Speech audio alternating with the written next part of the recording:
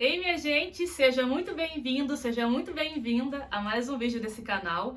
E dessa vez eu vou explicar como que nasceu o Em Prática. Para quem ainda está por fora, o Em Prática é um jogo, né? O game da empreendedora, da empresária obstinada.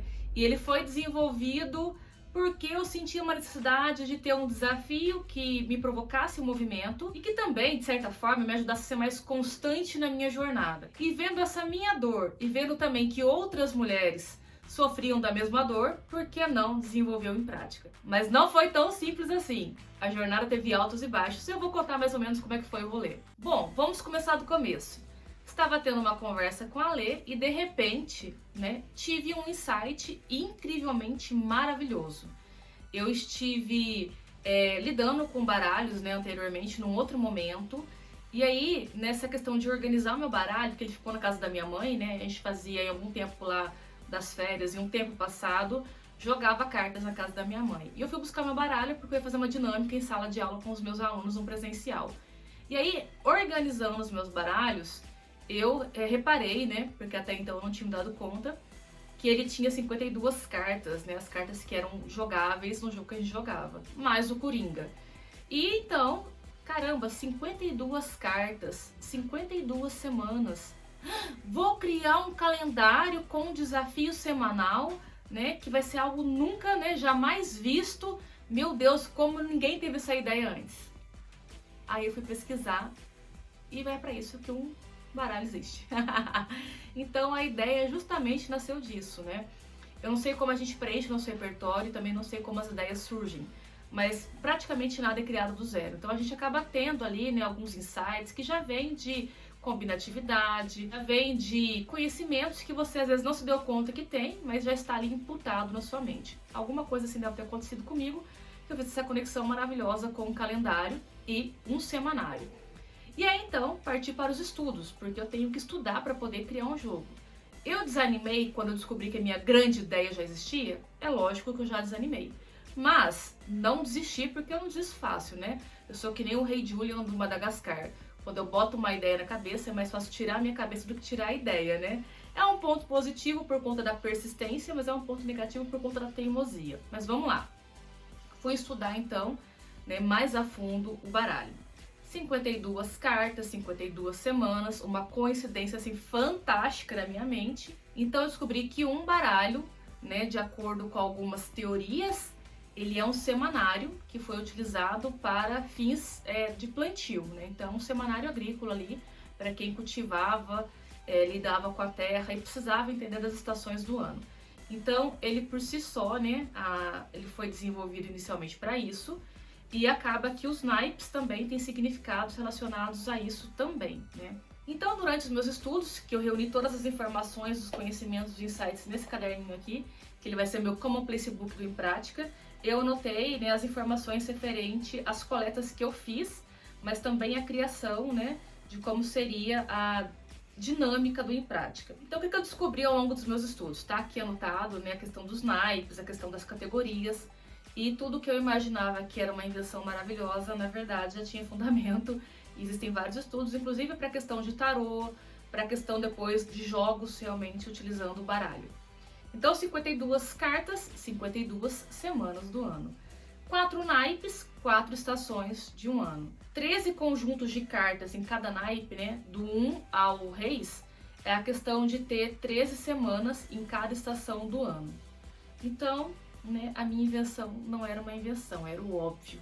Mas eu não desisti aí, Fui lá me aprofundar mais nos meus estudos, fui verificar a questão dos símbolos, os significados, como poderia ser adotado, implementado o uso de um baralho para fins não de previsão, para fins não de jogos, para fins não de um semanário, mas para poder talvez juntar tudo isso, por que não, Então descobri que paus, por exemplo, o elemento do fogo, ele se refere à estação do verão, ao crescimento e a ideias. Bacana essa categoria. Eu descobri que ouros está ligado ao elemento da terra. Então ele fala sobre a primavera, sobre dinheiro e trabalho. Opa, tá ficando interessante, porque acaba que tá envolvendo aqui um pouco do mundo dos negócios, Espadas, elemento do ar, inverno, lógica e luta. Estratégia, luta, esforço. Aí começou a dar mais insights ali. Copas, elemento da água, outono, sonhos e sentimento.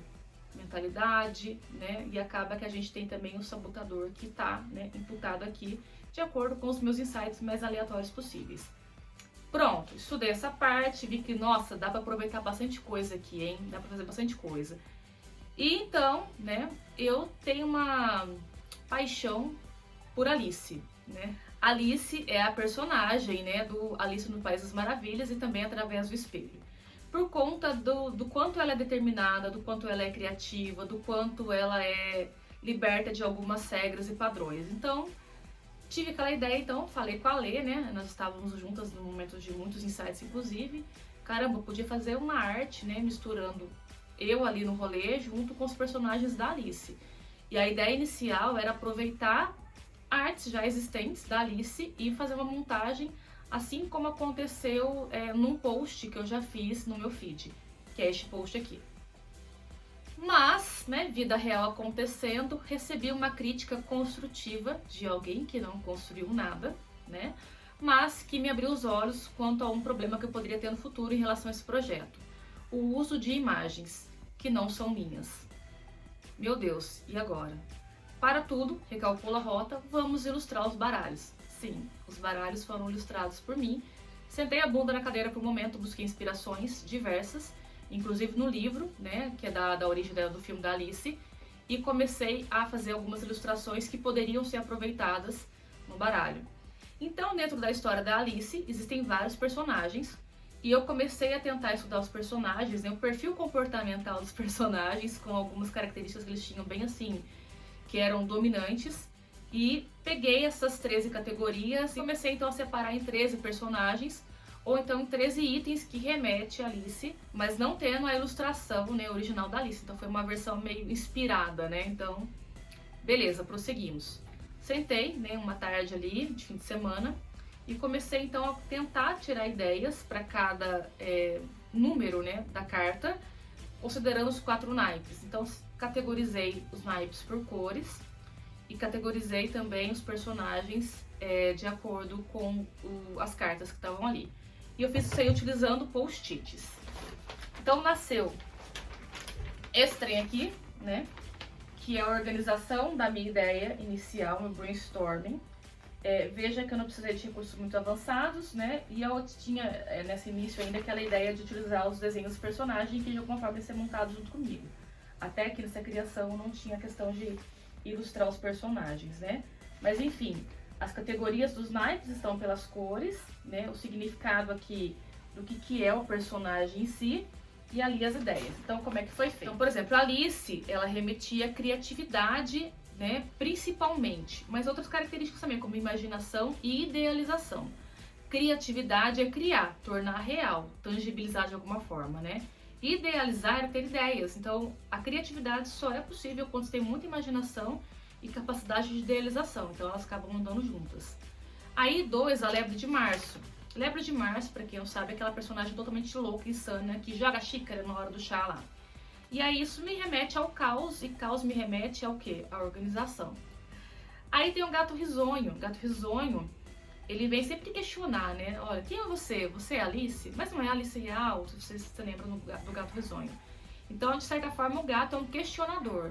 E por que não questionar o status quo, né, nesse mundo dos negócios, com tantas regras, tantas coisas que você deve fazer para ter um negócio de sucesso, até para você buscar sua própria clareza e o seu próprio propósito, né? O Senhor do Tempo, no Alice através do Espelho, ele é muito metódico, ele tem que controlar o tempo de vida das pessoas, o quanto as pessoas vão deixar de viver e tudo mais, né? E acaba ele cuidando da toda a cronologia do mundo. Então ele é metódico, cuidadoso e ele vai falar de planejamento. Daí tem a poção, né? A poção ela vai encolher a Alice. E aí, por que não trazer processos otimizados para poder reduzir, né, o trabalho que é ocioso, para poder reduzir trabalho, reduzir desperdícios, otimizar de certa forma, né, fazer mais com menos. 6 seria o Coelho Branco. O Coelho Branco é o personagem que está sempre falando assim, você está atrasado, corre, corre, corre. Então ele tem muita preocupação com o tempo. Então ele vai falar sobre a gestão da rotina, que as pessoas chamam normalmente de gestão do tempo. E aí tem o Dormidongo, que é a ratinha, muito corajosa, valente e fiel ao chapeleiro maluco. E ela vai falar sobre foco, engajamento e lealdade. Lealdade não leal a alguém, mas é leal ao que você deseja de fato. O 8 vai ser o chapeleiro maluco. Dentro do tarô tem a carta do louco, que eu poderia utilizar como sendo Coringa, mas eu preferi colocar como personagem o 8 aqui para poder fazer uma sequência que fosse lógica. E o chapeleiro fala sobre coragem, sobre não ter limites e não se enquadrar nos limites que são impostos, que não cabem a você. E isso é um comportamento que é necessário para quem empreende. 9 é o Absolem, que é a lagarta que depois vira a borboleta, né? A transformação, o progresso, o autoconhecimento, porque ele também busca essas reflexões para buscar, né, a verdade, seja o que significar a verdade para você, né, no seu contexto ali, na sua visão. O bolinho, que é o Autostrudel, né, que a Alice come para poder crescer, vai falar sobre crescimento de fato, né, a questão de você buscar um desenvolvimento contínuo, ser lifelong learner. E aí tem as cartas, né, que é o Valete de Copas, que vai ser Valete. Ele fala sobre energia, entusiasmo, a tática, ele está ligado a projetos. Para quem não lembra, o Valete é o fiel escudeiro lá, né, o braço direito da rainha. Cortem a cabeça! E acaba que no significado, em algumas literaturas que eu li sobre cartas, né, Valete significa realmente a questão de projetos. Então, achei bem oportuno ali. Aí tem a rainha, que no caso aqui é a rainha de copas. Ela é muito imediatista, muito inflexível, e a gente vai tratar nesse ponto sobre estratégia empresarial. Por quê? Quando a gente vai traçar uma estratégia empresarial, a gente tem que entender que existem momentos diferentes, né? Curto, médio e longo prazo, e que nem tudo acontece da noite pro dia, e que nem sempre as coisas acontecem do jeito que você gostaria que acontecesse. Então, a rainha, ela vem no contrassenso, assim como a lebre de Márcio, que é totalmente o caos. E por último, né, faltou uma carta ali, assim, gente, os personagens acabaram, porque era bacana, aqueles gêmeos não tem nada a ver, colocar um pássaro não tinha nada a ver, colocar, sabe, o jogo de baralho em si, nada a ver, a Rainha Branca é muito sem sal, né, eu gosto de personagens que tem ali energia, né, vigor, e aí então ficou faltando o rei. E aí, conversando com a Lê na hora do nosso brainstorming, né, fizemos um espelho porque é autorreflexão. Então, a pessoa que olhar para aquele espelho, ela tem que se enxergar naquele espelho. Então, quando eu olho para o espelho, é sobre protagonismo, autorresponsabilidade, né? Tomar as rédeas e ter ali um espírito de liderança. Então, tem as 13 categorias referentes aos personagens, né? E de 1 a reis. E depois vai ter a estação, que são os naipes. E aí, então, sentei aqui para poder organizar um desafio semanal referente a cada personagem. Então, por exemplo, se num dado momento eu tirei ali a carta Valete, né? E ela peguei ali Valete de Copas, vamos lá. O mundo não vai esperar até você estar pronta. E aí, o que tem a ver, né? O mundo não vai esperar até você estar pronta. Vou falar sobre perfeição, excelência, vou falar sobre métodos ágeis para um cenário que é disruptivo. Vou trazer interpretações, né? Mas respaldado em propostas que serão úteis numa rotina que é mais produtiva e para o mundo de quem está empreendendo. Então, foi assim que surgiu, né, inicialmente, essa ideia do Em Prática. Tá, beleza. Até aqui ficou tudo no mundo da idealização, da criatividade. Então, como nós vamos concretizar tudo isso aí? Então, como é que funcionou? A minha ideia foi tirada para o papel, né, e para o post-it. Só que eu não poderia gerenciar projetos envolvendo outras pessoas que fossem acionadas para isso, né, mandando fotinha de post-it para elas. Então, montei um Trello para poder organizar as informações e tudo que estava montado, que já estava organizado, só, né, transcrevi para o Trello e alinhei com as pessoas. Então, quem que eu envolvi? Eu contratei a Lê para poder ficar por parte do designer, de fato, né, ela ia vetorizar as cartas e ficar responsável também pela gráfica, já tem os contatos ali como designer e gráfica. Contratei a Cibele para me ajudar com o naming, porque eu preciso de dar nome a um produto, é difícil demais. E eu tenho a tendência de criar nomes complexos e estrangeiros, que eu tenho que ficar explicando o que significa. Então, a ideia de envolver outra pessoa foi para poder trazer uma visão de fora que não fosse tão tendenciosa como a minha é. Acionei também a Gabriela, que ela me ajudou com a questão da gamificação, né?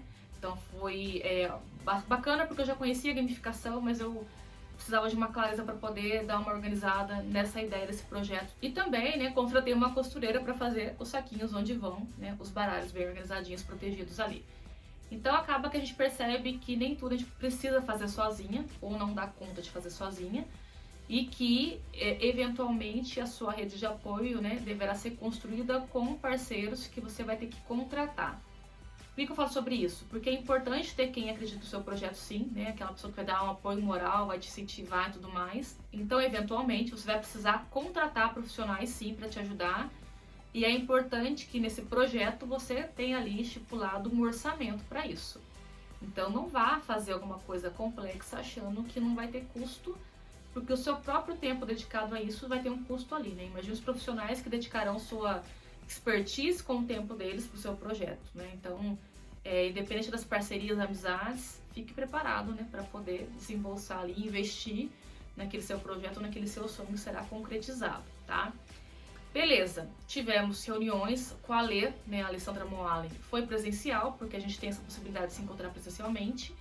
Gabriela e com a Cibele foi pelo Zoom, né, porque estão longe e acaba que o Zoom também funciona muito bem. Inserir as pessoas que estariam relacionadas ao projeto dentro do board do Trello para elas poderem conhecer tudo mais, né? Alinhamos expectativas, expliquei qual que era a ideia inicial, deram vários insights, prestaram o serviço que foi lá, né, contratado e depois, né, conforme o serviço ia ser concluído, eu fui tirando as pessoas do Trello. Porque depois esse Trello vai me ajudar a gerenciar as próximas etapas do projeto, porque o projeto nasceu, mas ele não acaba na hora que ele nasce, né? Na verdade, ele está começando agora que ele nasceu. E bem, projeto concluído, né? Tá aqui tangibilizado, então nasce o Em Prática. E o Em Prática, ele não é só um jogo de cartas, é um deck de cartas. Ele é muito mais que isso, ele é uma experiência muito completa que vai ajudar mulheres, basicamente. Por que eu foquei em mulheres? Porque é o meu público-alvo. Mas nada impede de que homens, né, vão utilizar esse produto aqui. E ele é composto, então, por um jogo de cartas tradicional, de certo modo, com 52 cartas, mais os 2 coringas. Você pode utilizar o baralho para jogar? Pode, jogar um trucozinho, jogar um poker, jogar um rouba-monte, né, 21, o que você quiser. Mas você vai ter ali, né, uma abordagem diferenciada, porque cada carta que tem aqui, né, além de ser muito bonito, né, gente, porque ilustrado à mão, coisa da minha marca, tudo mais, né, além do que tem aqui de bonito, né, tem a utilidade. Então, por exemplo, uma carta aleatória aqui, 7 de ouros. Cuidado com as distrações disfarçadas de oportunidades. Eu falo muito sobre isso, né, sobre a questão da gente tomar cuidado, ter muito foco e clareza para poder não ficar caindo em ciladas que o destino reserva pra gente. E aí, não é só pegar a carta e ter a mensagem em si, que também já promove ali uma reflexão, que pode ser, né, trazida como uma reflexão para o momento ali. Mas aí vai ter um desafio, né, uma aula semanal, que vai complementar e vai ajudar a guiar, né, esse processo aqui. Então você pode usar como um tarô, né, com essa previsão, com essa reflexão que pode ser trazida, e também, né, como a ferramenta em prática com sua essência, que vai ser uma experiência completa para te ajudar, né, ter uma rotina muito mais produtiva e para desenhar as estratégias do seu negócio no longo prazo. Mas voltando à temática projetos, dentro de uma gestão de projetos eu tenho que definir o orçamento, fornecedores, a equipe que estará envolvida se caso for aplicável, prazos, né, a questão de outros recursos que estarão envolvidos. A gente tem que verificar quais foram as lições aprendidas. Então, o que eu aprendi nesse projeto especificamente? Que a gente deve, sim, perder o medo de inovar, mesmo que aquilo já não seja tão inovador. Que a gente pode dar oportunidades para as ideias, porque às vezes a sua ideia parece óbvia, mas você pode construir ela de um jeito único, que é uma coisa mais óbvia que um baralho, né? Mas o que eu vou trazer com o uso de um baralho vai ser uma coisa totalmente assim que eu não vi sendo aplicada. Não vi. Não quer dizer que não exista, mas durante todas as minhas pesquisas eu não vi sendo aplicado dessa mesma maneira. Outra lição aprendida sobre a questão de conseguir delegar e também abrir mão de ter autonomia total pelos projetos. Você tem que entender que você não tem que dar conta de tudo. Então, quando for preciso, ou for necessário, ou for possível delegar, delegue. Peça ajuda, contrate as pessoas. Eu poderia ter feito tudo sozinha? Poderia. Mas eu teria até agora, né, possivelmente, não ter arrumado um nome bacana, ou arrumado outro nome totalmente diferente, vai saber.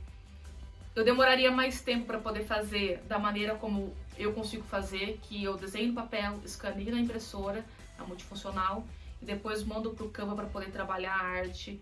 É muito trabalhoso e eu não tenho os recursos certos, a tecnologia certa, então eu não consigo vetorizar uma imagem, né, redesenhando ela, então é só escaneando, removendo o fundo, isso perde a qualidade. É um trabalho danado, porque eu já produzi 2 livros assim, eu sei o quanto é trabalhoso, né? Eu ilustrei livro, produzi, diagramei tudo pelo Canva, eu sei que dá trabalho. A questão de ter uma visão também de fora, né? Que foi o papel da Gabriela. Eu conheço gamificação, eu trabalhei com a gamificação, implementei o sistema Toyota de produção numa empresa por meio da gamificação. Foi meu estudo, minha pós-graduação. Só que, gente, uma visão de fora, né? No mercado mais voltado para a educação, eu precisava, porque a minha visão é de engenheira, né? E uma coisa que eu não poderia ter feito de jeito nenhum, né? É o feito saquinho. Não sou costureira, né? Prego botões somente. Então isso com certeza eu teria que pagar alguém para fazer. Fora a parte gráfica, tem uma impressora muito boa aqui em casa, mas não tem papel, né? Não tem essa possibilidade de ter uma qualidade de impressão de uma gráfica também.